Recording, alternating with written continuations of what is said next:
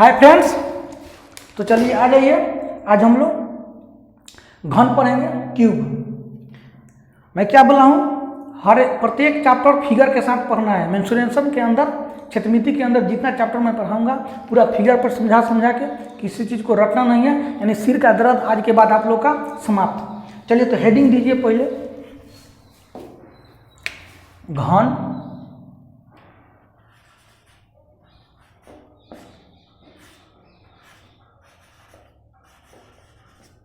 Cube.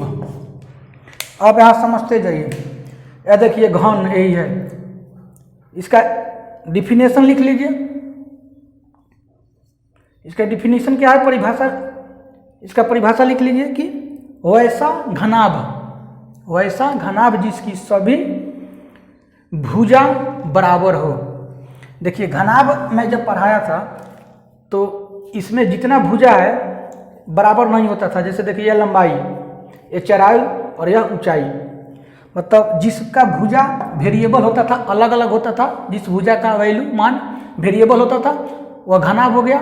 लेकिन घन में क्या होता है कि जिसका सभी भुजा, मतलब ऐसा घनाभ जिसकी सभी भुजा समान होता है, बराबर होता है, उसको घन कहते हैं। और इसका सभी सतह वर्गाकार होता है। अब बस थोड़ा सा कॉमन सेंस की बात है, जब इसका देखिए सभी भुजा बराबर, जैसे यह भी बराबर, यह भी बराबर, यह भी भुजा, यह सब साइड है, भुजा है, तो जब यह बराबर हो गया, यह भी बराबर, यह भी बराबर, यह भी बराबर, तो देखिए वर्ग का सभी भुजा बराबर होता है, तो यह जो सतह हुआ वो वर्गाकार हो गया, वर्गाकार हो गया, यह भी वर्गाकार, यह भी वर्गाकार, यानी इसका 6 सतह वर्गाकार हो गया, वर्ग के आकार का हो गया।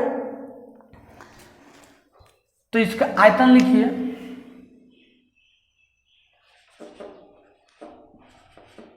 घन का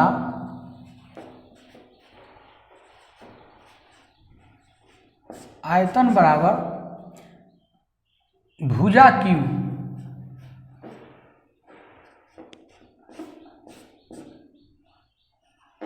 भुजा क्यूब, जैसे देखिए आयतन क्या होता है कि आधार का क्षेत्रफल गुने ऊंचाई, यानी किसी के क्षेत्रफल में जब मैं उसके ऊंचाई से गुना कर देता हूं तो आयतन निकल जाता है, वॉल्यूम। तो इसका देखिए मान लीजिए कि आधार का क्षेत्रफल निकालना है, तो यह भुजा हो गया, यह भुजा हो गया और यह भुजा हो गया, मतलब यह और यह, इसका सब तो बराबर है।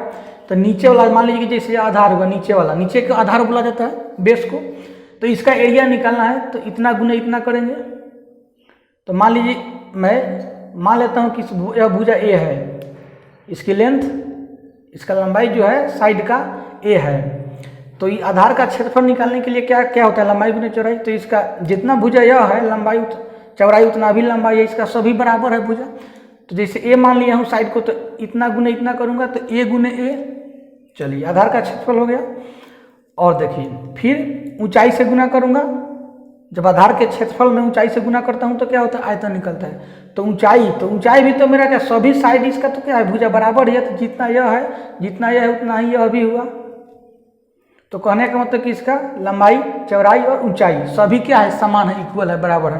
तो आयतन निकालने के लिए मैं क्या करेंगे, भुजा गुने भुजा, जैसे भुजा मैंने ए मान लिया हूँ तो क्या करेंगे, ए गुने ए, मतलब भुजा गुने भुजा गुने भुजा। तो ए क्यों हो गया कि नहीं, मतलब भुजा क्यों हो गया कि नहीं, यानी घन का जितना भुजा का लंबाई होगा उसका आयतन निकालने के लिए भुजा गुने भुजा गुने भुजा, भुजा का लंबाई जैसे ए है तो ए गुने ए गुने ए, तो ए क्यों हो गया। मैं क्या लिखा हूँ, भुजा क्यों, जैसे भुजा ए माना गया है तो ए क्यों हो जाएगा, यानी भुजा का वैल्यू जितना है उसका क्यू कर देंगे, घन कर देंगे, आयतन निकल जाएगा। अब संपूर्ण पृष्ठ का क्षेत्रफल,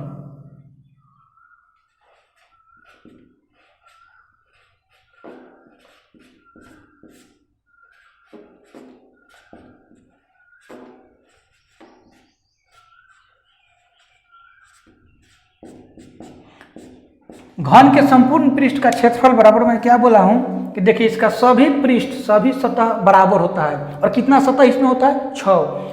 तो एक सतह का क्षेत्रफल निकालने के लिए क्या करेंगे, केवल इसका क्षेत्रफल निकालने के लिए इतना गुने इतना, लंबाई गुने चौड़ाई, इसका लंबाई भी जितना है उतना ही चौड़ाई है, यानी वर्ग का क्षेत्रफल होता क्या है, भुजा स्क्वायर। यह सतह वर्गाकार ही है, इसका सभी सतह वर्गाकार है, तो भुजा स्क्वायर भुजा जैसे मैं ए मान लिया हूँ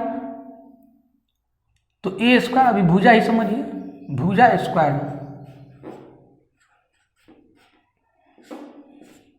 भुजा स्क्वायर, तो एक सतह का क्षेत्रफल निकल गया। और संपूर्ण पृष्ठ का क्षेत्रफल होता है कि संपूर्ण यानी पूरा पृष्ठ, इसका सभी पृष्ठ का क्षेत्रफल। तो जब एक पृष्ठ का क्षेत्रफल इतना है और 6 पृष्ठ का क्षेत्रफल निकालना है तो इसमें क्या करेंगे, कुछ नहीं करना है, चुपचाप धीरे से 6 से गुना कर दीजिएगा, 6 पृष्ठ का क्षेत्रफल आ गया। मतलब कहने का मतलब कि संपूर्ण पृष्ठ का क्षेत्रफल का मेथड होता है कि 6 गुने भुजा स्क्वायर।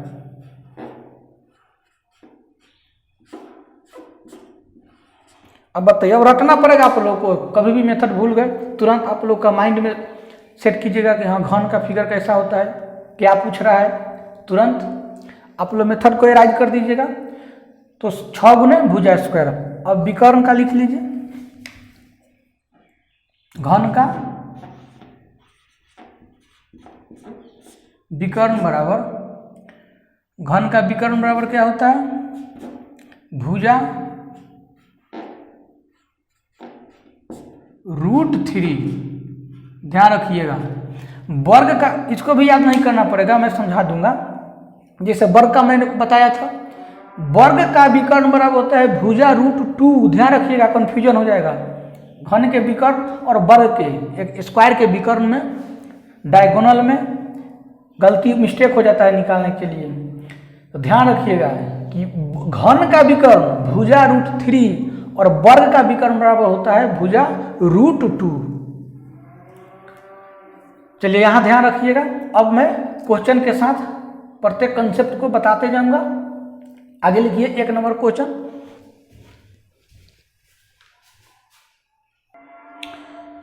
चलिए आ जाइए 1 नंबर क्वेश्चन देखिए। किसी घन के संपूर्ण सतह का क्षेत्रफल 486 वर्ग सीएम है तो उसका आयतन क्या होगा।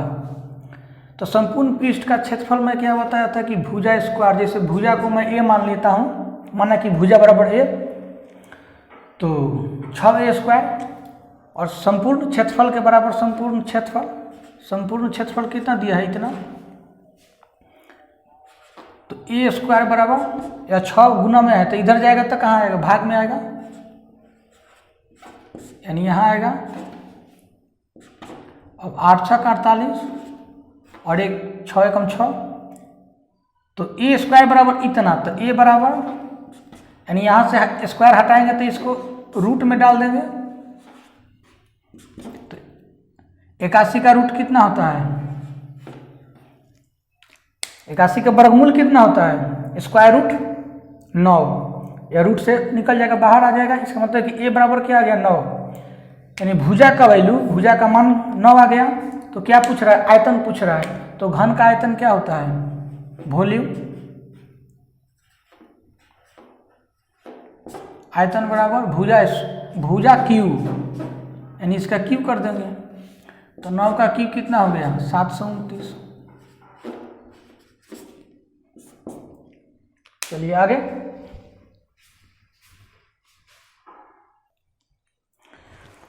देखिए 2 नंबर क्वेश्चन है कि किसी घन के विकर्ण की लंबाई 6 सीएम है तो उसका आयतन क्या होगा। तो भुजा बराबर क्या होता है, विकर्ण बराबर घन का विकर्ण बराबर भुजा √3। तो विकर्ण कितना है, 6, तो विकर्ण के स्थान पर विकर्ण को रख दिए, और भुजा को मैं a मान लिया हूं √3। तो a बराबर कितना हो जाएगा, a बराबर 6 और गुना a के साथ गुना में है √3, तो देखिए भाग में चल जाएगा, बराबर के दूसरे साइड जाएगा। तो इधर से देखिए, यहाँ से देखिए, a बराबर 6 और गुना में √3 है तो भागा में आ जाएगा, और ऊपर नीचे इसमें √3 से गुना कर देंगे तो कितना हो जाएगा, 2√3। इसमें ऊपर नीचे √3 से गुना कर देंगे तो नीचे 3 हो जाएगा, तो 3 से 6 कर जाएगा, 3 दूना 6, और √3 बढ़ जाएगा, यानी 2√3 ऊपर बढ़ जाएगा, तो एक ए बराबर आ गया, ए क्या मैं माना हूँ भुजा, तो जो भुजा का लंबाई मुझे मिल गया और घन का क्या पूछा गया आयतन, तो आयतन बराबर क्या होता है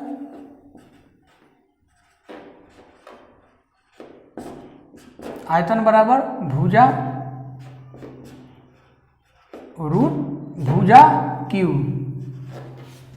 यानी भुजा का घन कर देंगे तो 2 का घन कितना हो गया 8 और 3 का कितना होगा 3 √3,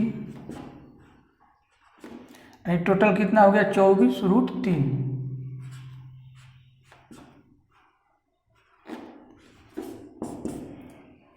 इतना सेमी क्यू, आयतन जब भी लिखिएगा तो घन सेमी में दिया है तो घन सेंटीमीटर, मीटर में दिया है तो घन मीटर, और नहीं तो centimetre cube metre cube. Square क्षेत्रफल दिया हो स्क्वायर तो उसको मीटर स्क्वायर में लिखेंगे, वर्ग मीटर या वर्ग सेंटीमीटर या सेंटीमीटर स्क्वायर या मीटर स्क्वायर। आयतन रहेगा तो cube centimetre cube metre cube या घन सेंटीमीटर या घन मीटर। चलिए आगे,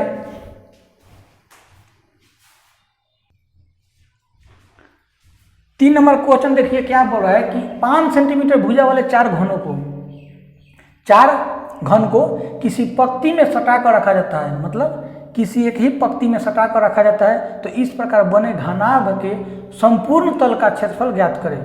जैसे देखिए क्वेश्चन समझिए क्या बोल रहा है, जैसे यह एक घन हो गया,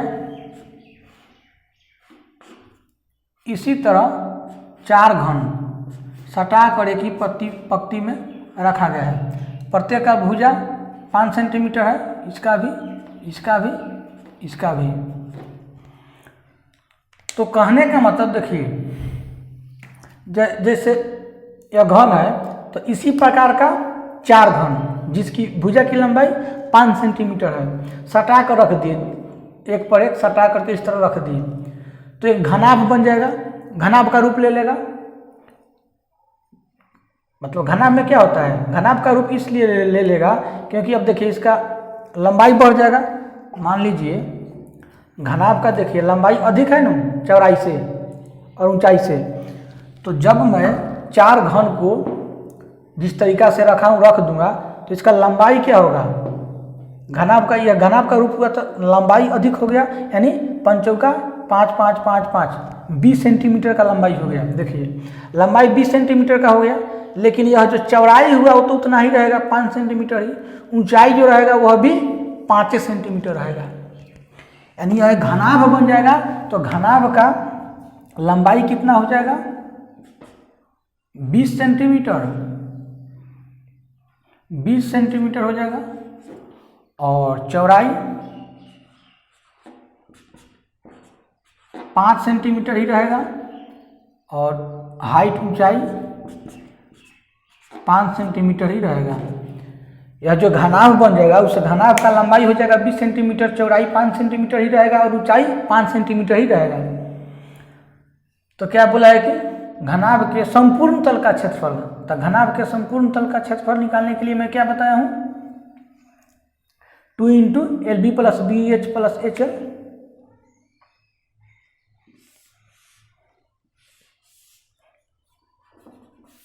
इसको मिटा सकता हूं, घनाभ के संपूर्ण पृष्ठ का क्षेत्रफल क्या होता है 2 × LB + HL + BH, LB + BH + HL 2, LB मतलब लंबाई गुने चौड़ाई, तो 20 × 25 100, HL मतलब ऊंचाई गुने लंबाई, फिर 20 × 25 100, और BH मतलब चौड़ाई गुने ऊंचाई, 5 में 5 से कीजिएगा तो कितना हो जाएगा 25, यानी 2 × 100 100 200 और 25, 100 + 25 कितना हो गया 225, तो 2 गुने 225 कितना हो गया 450। तो क्षेत्रफल है संपूर्ण पृष्ठ का क्षेत्रफल तो सेंटीमीटर स्क्वायर, इतना आंसर हो गया। आगे चलिए।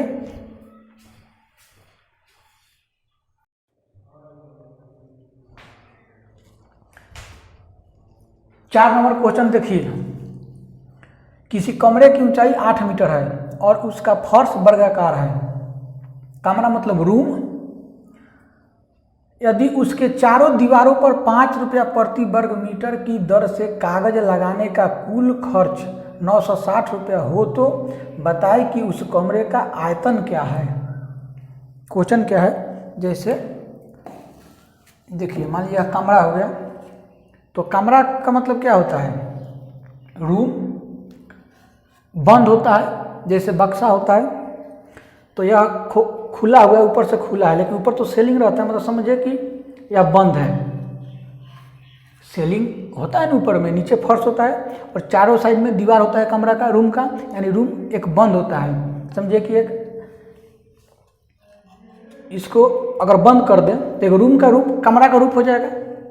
तो बोल रहा है कि चारों दीवारों पर 5 रुपया प्रति वर्ग मीटर की दर से कागज लगाने का कुल खर्च इतना रुपया है। चारों दीवारों मतलब देखिए नीचे का फर्श हो गया, तो इसको छोड़ के यह दीवार हुआ, यह और यह चारों साइड का दीवार हुआ। इसके केवल दीवार पर इस पर और इस पर मतलब रूम के कमरा का जो चारों साइड में 4 दीवार होता है, उस पर केवल 5 रुपया प्रति वर्ग मीटर की दर से कागज लगाने का कुल खर्च 960 रुपया है। अब देखिए, तो दीवार का क्षेत्रफल क्या होता है, दीवार का जितना क्षेत्रफल होगा, जितना वर्ग मीटर होगा, प्रति वर्ग मीटर में 5 रुपया खर्च हो रहा है कागज लगाने में, और कुल खर्च 960 रुपया हो रहा है। तो दीवार का, चारों दीवारों का क्षेत्रफल में लिखवाया था कि चारों दीवार का क्षेत्रफल बराबर क्या होता है, 2 × L + B × H। तो चारों दीवारों का क्षेत्रफल इतना हो गया। और चारों दीवारों के क्षेत्रफल के बराबर देखिए, चारों दीवारों का क्षेत्रफल कैसे होगा, जब 1 वर्ग मीटर कह रहा है कि 5 रुपया प्रति वर्ग मीटर, यानी 1 वर्ग मीटर में दीवार के चारों दीवारों पर जो कागज बिछाया जा रहा है उसके प्रति वर्ग मीटर, प्रति का मतलब क्या होता है 1, यानी प्रत्येक 5 रुपया प्रति वर्ग मीटर, यानी 1 वर्ग मीटर में कागज लगाने में 5 रुपया का खर्च हो रहा है। 1 वर्ग मीटर में, दीवार के 1 वर्ग मीटर एरिया में कागज लगाने में 5 रुपये का खर्च हो रहा है। ठीक, तो कुल खर्च इतना रुपया हुआ है। तो कुल इतना रुपया में 5 से विभाजित कर दूंगा, मानी इतना को 5 से विभाजित कर दूंगा, तो पूरा चारों दीवारों का एरिया कितना वर्ग मीटर है निकल जाएगा। मतलब 1 वर्ग मीटर में 5 रुपया खर्च हो रहा है कागज लगाने में, और कुल खर्च इतना हुआ है। तो इतना में मैं 5 से भाग दे दूंगा, तो कितना वर्ग मीटर चारों दीवारों का क्षेत्रफल है वह निकल के आ जाएगा। तो चारों दीवारों का क्षेत्रफल बराबर चारों दीवारों का क्षेत्रफल, 5 से इसको विभाजित कर दिया हूँ, तो 5 × 5 4 तो 46, 9 × 5 45 और 2, यानी 2 निकल जाएगा तो 20, 1 निकल जाएगा तो 10, तब 5 दूना 10, 192। ऊंचाई दिया है मेरे पास देखिए 8 मीटर, ऊंचाई के स्थान पर मैं 8 रख दूंगा। अब देखिए 8 दूना 16 × L + B